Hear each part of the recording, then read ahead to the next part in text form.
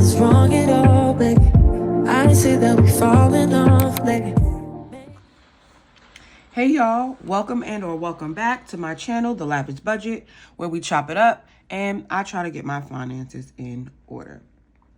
So I was editing my last video and just a little bit cringy because of the amount of times I said So this time I do have my notes here so that I have a flow of what it is that I do want to say, so we can get through this video without the 1,000,001 ums. So in this video, we'll be talking about sinking funds. So 2024 is going to be a really big year for me because I do have a baby on the way. It is my first baby, probably my only. And I do have some financial goals that I really want to hit that I was unable to hit this year. So I'm going to make sure I have this all planned out. So I've seen a lot of cash budgeters who do like a high priority, low priority sinking funds system. And I think I'm going to try to use that for my 2024 sinking funds. Because what kind of happened was when things came up and I didn't stuff my sinking funds the way that I really wanted to, I kind of just stopped. And now I'm in a place where I don't have the money saved that I wanted to have saved to roll over to next year. So I'm going to start with prioritizing what needs to be funded and what can kind of not go by the wayside, but what I can kind of be more laxed on. So I'm going to start by just listing out the different sinking funds I want to have, and then categorizing them for high to low. And if I need to eliminate any of them, I will, but hopefully I don't. I probably won't. I'll figure out how to fund them all. So we're going to start by just listing out what my sinking funds are. And I'm probably going to speed this up because who wants to watch me just write?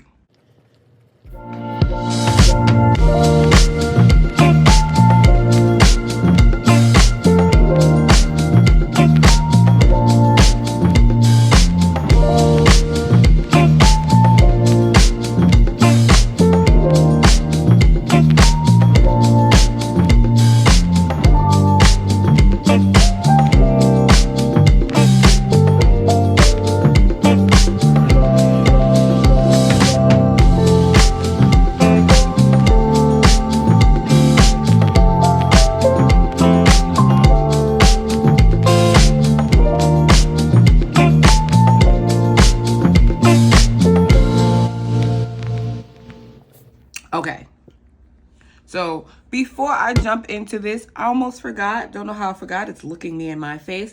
But here I have one of my candles from my holiday collection. This one is called Cuddle Buddy. It kind of smells like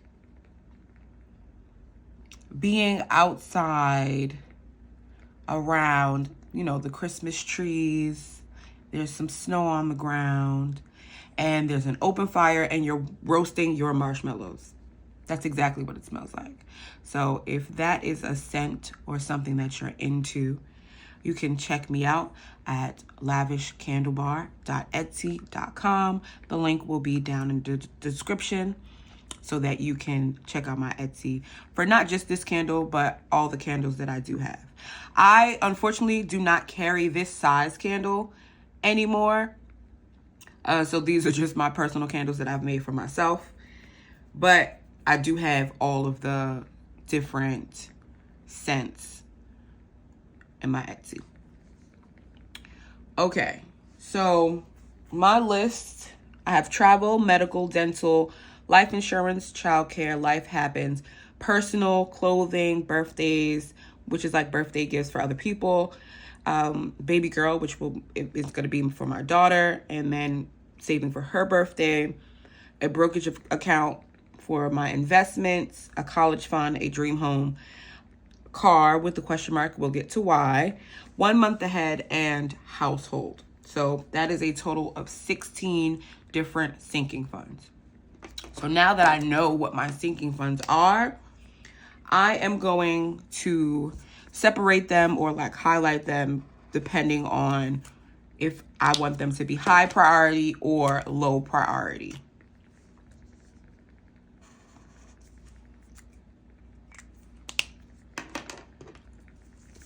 So this orange color will be my high priority, and then the purple will be my low priority. And I'm sorry if I sound a little stuffy. I am just waking up and wanted to make sure I recorded this video. It is Saturday morning, and I wanted to make sure that I posted my video on Sunday. I think that is how I'm going to do my scheduling. I think I'm going to post on Sundays for now, and if I happen to make more videos, then I'll just add more days of posting. But for right now, I will be posting videos on Sunday about my budget journey. So starting with high priority, I'm going to start, oh, wrong color.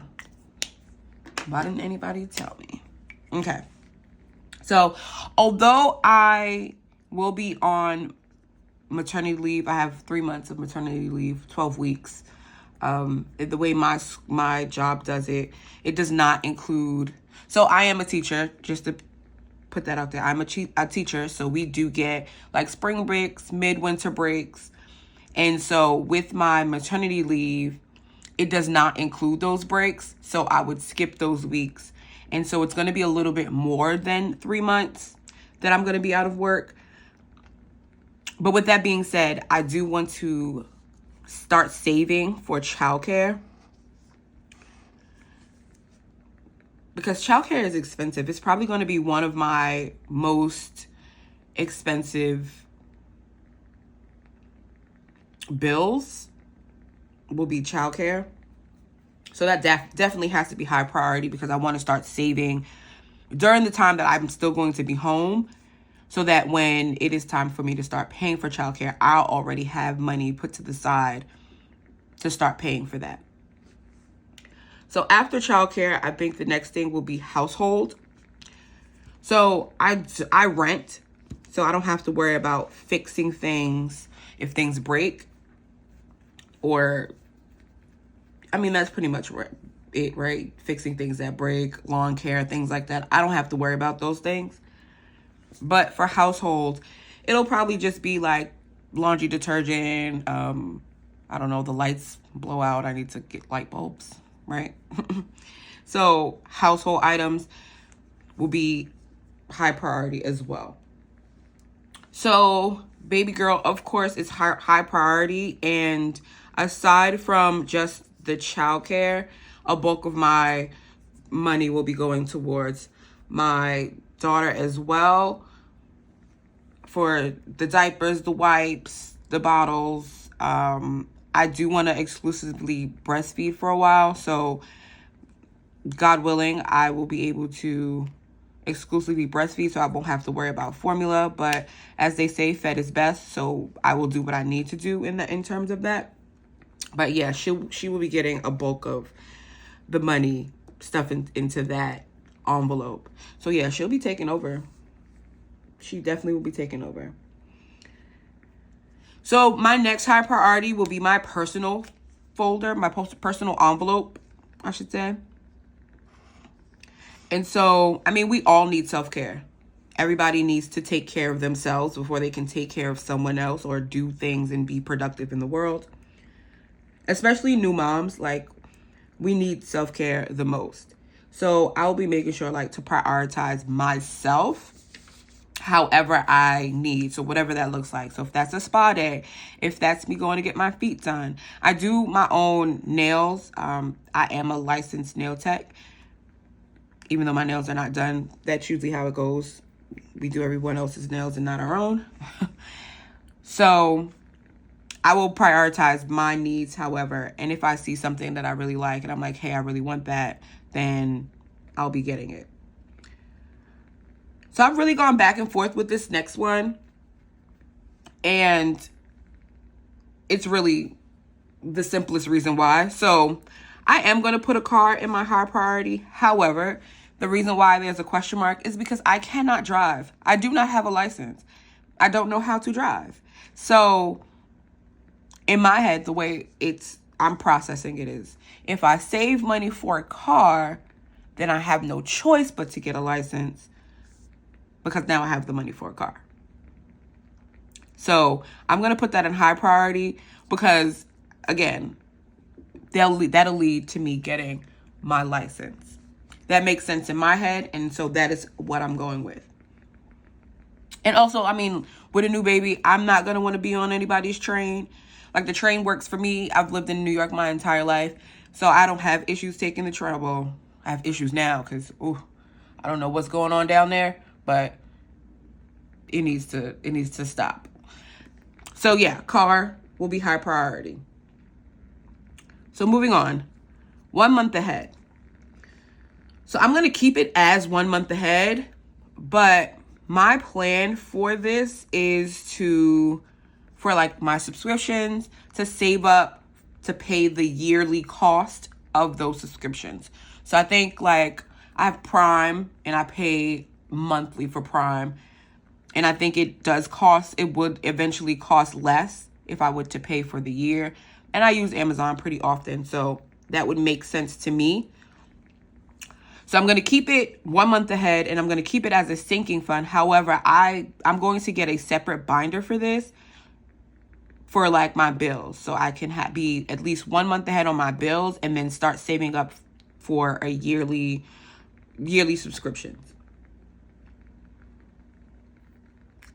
So my last category that I'm going to put into my high priorities is life happens. So this is separate from my emergency fund. So this is not what my emergency fund.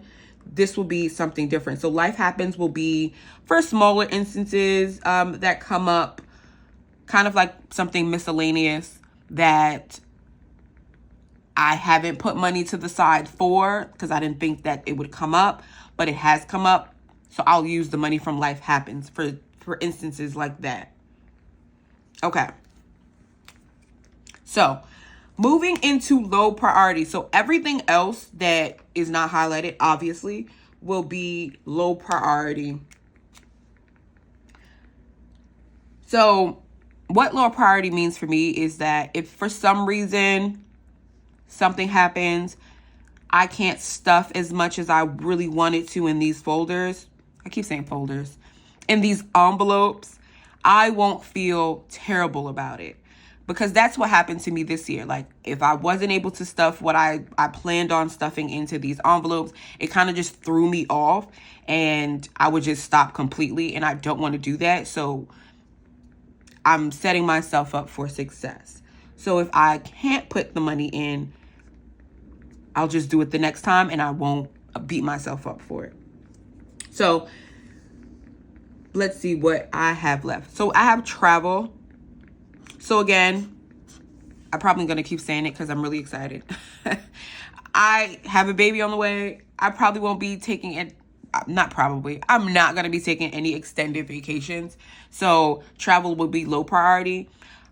I probably will just go like maybe take like a summer trip to visit family, to introduce the new baby.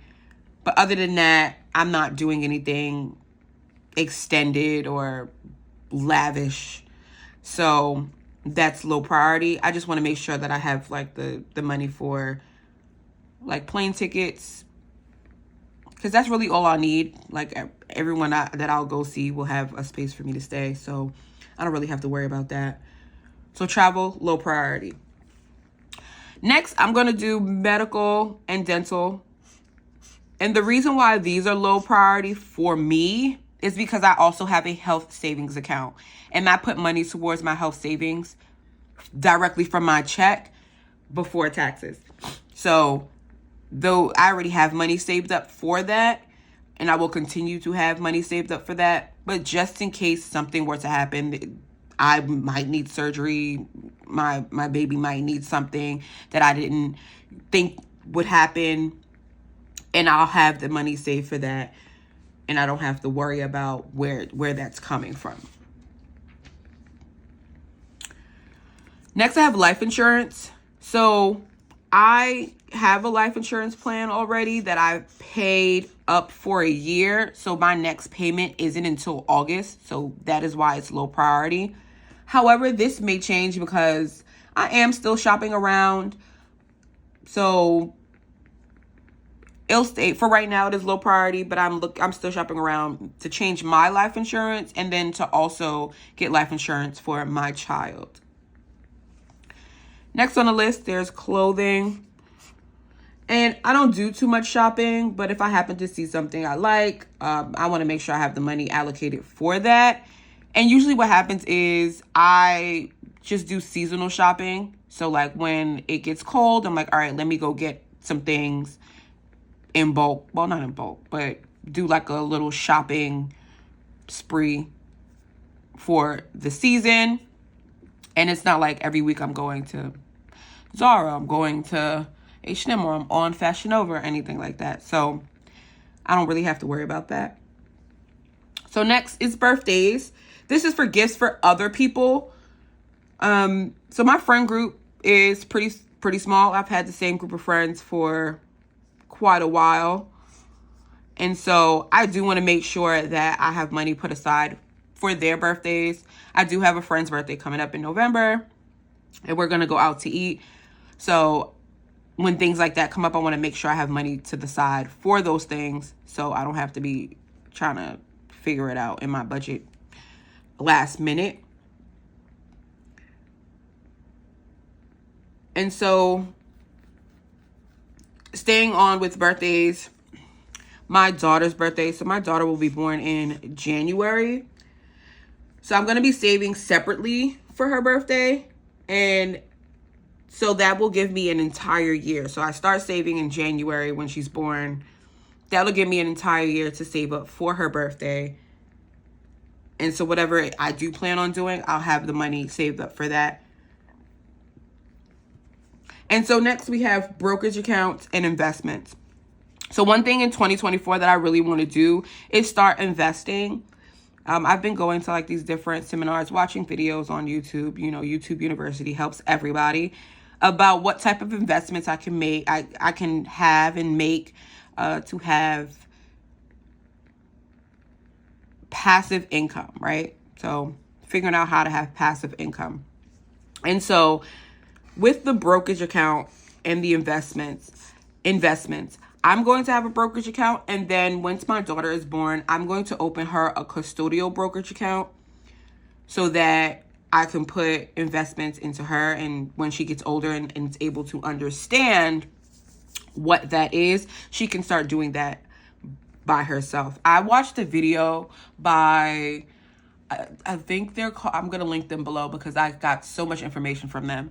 I think it's called The Rich Journey. And it was a video of their two daughters. It was two videos. One video was 3 years ago, and then they did an updated video. And so the girls were like 11 and 13. Oh, I'm so sorry. Was 11 and 13, and they were talking about their own investments from using a brokerage account that they had, and the money was theirs. And it wasn't like money their parents was investing. It was money from like these little things that they were doing. They were selling like slime at school and whatnot, and they were taking that money and they were investing it by themselves. 3 years later, these girls have like $30,000 each in their accounts. And that is something I do want to teach my own child, because financial freedom is the life that I want to live and I want her to live. So I will be opening a custodial account for her. And I think I might do a separate video about which account I'm going to open and which things I'm going to be investing in. So be on the lookout for that. And then I have my not my college fund, but a college fund for my daughter. I'm calling it a college fund because I'm calling it a college fund.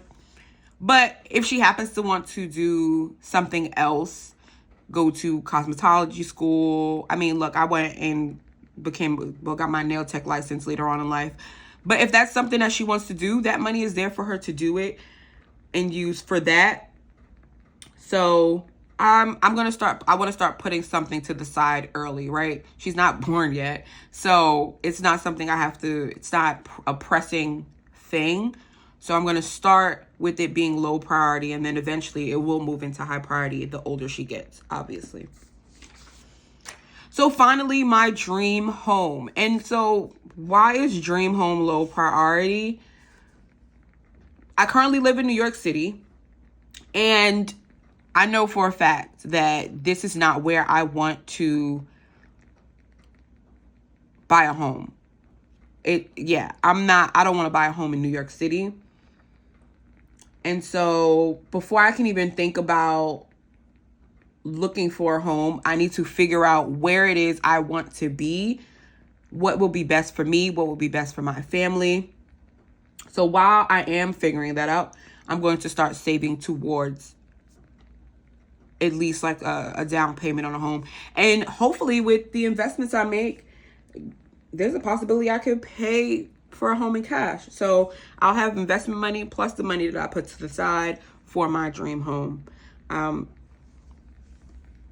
So if you know any areas that are good for families, let me know. Drop it in the chat below, because New York is not where I want to be any longer. And it's so sad to say that, because I've lived here my entire life. Like, I am a New York girl. But yeah, no, it's not family oriented. And then, like, if you do go to areas like Long Island, homes are like millions of dollars. And I'm a teacher. I don't have millions of dollars. But yeah, no, I no longer want to live in New York. So I'm leaving, y'all. I'm going to leave. I'm going to leave this place. So I think I'm going to make this a two-parter where I break down how much money I'm allocating to each of these things, and then figuring out how much from each paycheck I will need to put in to reach the goals of each of these categories. So that's all I have for you today. Be on the lookout for part 2 of the video. Don't forget to like, comment, and subscribe, and I'll see you on the next one. Bye.